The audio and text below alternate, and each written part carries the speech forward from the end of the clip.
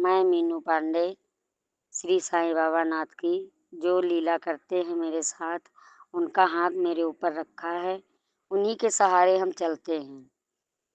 तो मेरे 2 बेटियाँ थीं, मेरे लड़का नहीं था और मेरे परिवार में भी कोई लड़का नहीं था नाम चलाने वाला।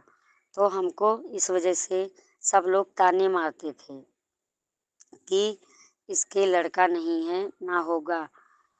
तो हमको तकलीफ़ होती थी।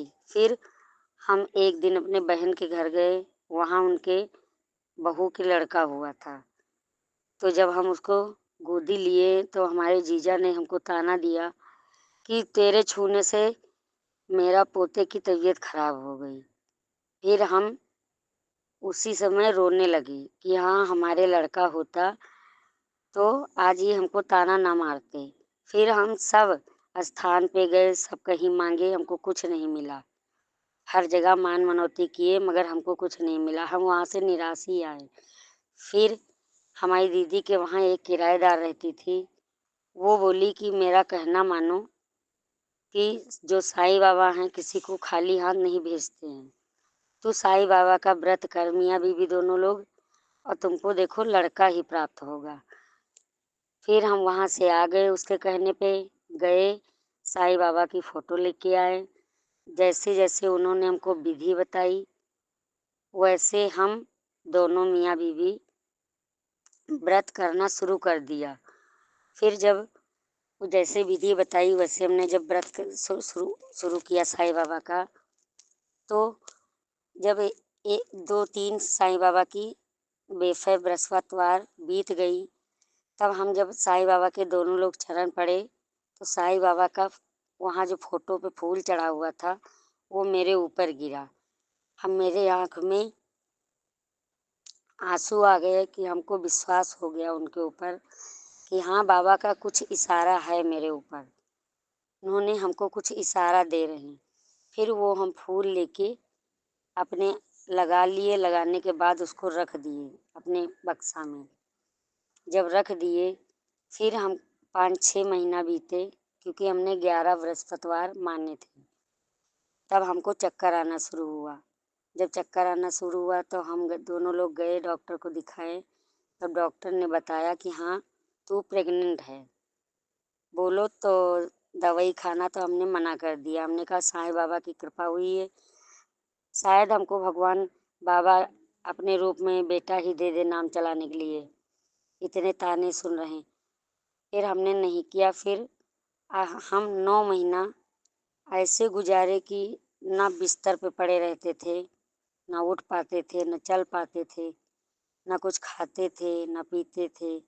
बस बाबा के सहारे पड़े रहते थे। डॉक्टर ने बोला कि इसका बड़ा ऑपरेशन होगा, इसके शरीर में ब्लड नहीं है। तो फिर जब धीरे-धीरे करके 9 महीना बीत गए तो हमने जब गए, डॉक्टर ने बोला कि अल्ट्रासाउंड करवा लो जाके।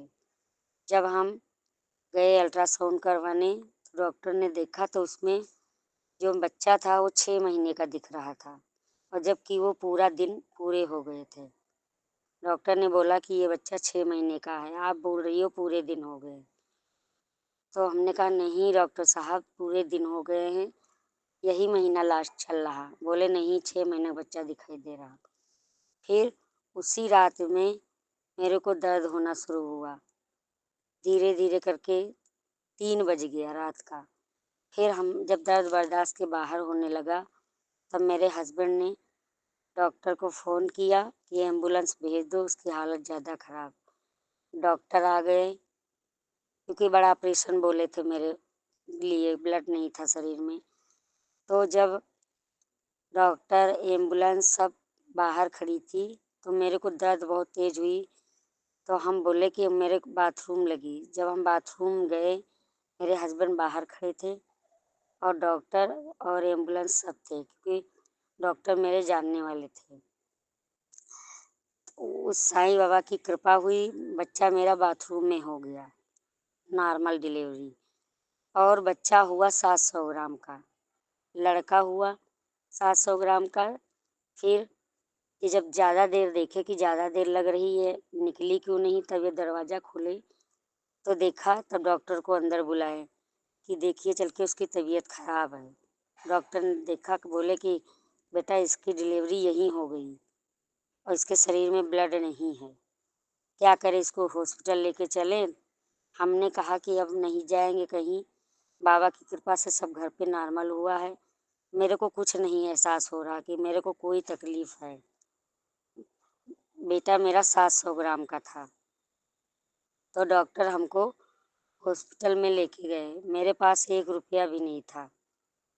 1 रुपया नहीं था कि जो हम हॉस्पिटल का भरपाई करते। तो मेरे जब डॉक्टर ने बोला कि इसके 5 डोनर ब्लड चढ़ेगा और बच्चा तुम्हारा ऑक्सीजन में रखा जाएगा। तो अब ये बाहर जाके रोने लगे। जब रोने लगे तो एक उधर से आदमी निकला, अनजान आदमी निकला। इनसे बोला कि भैया तू क्यों बाहर रो रहा है। तो ये बोले कि मेरी बीवी हॉस्पिटल में पड़ी है, मेरे पास 1 रुपया नहीं है जो हम अपनी बीवी का इलाज करवा पाएंगे, और ना ही मेरे पास पैसे, ना ही मेरे पास ब्लड की व्यवस्था।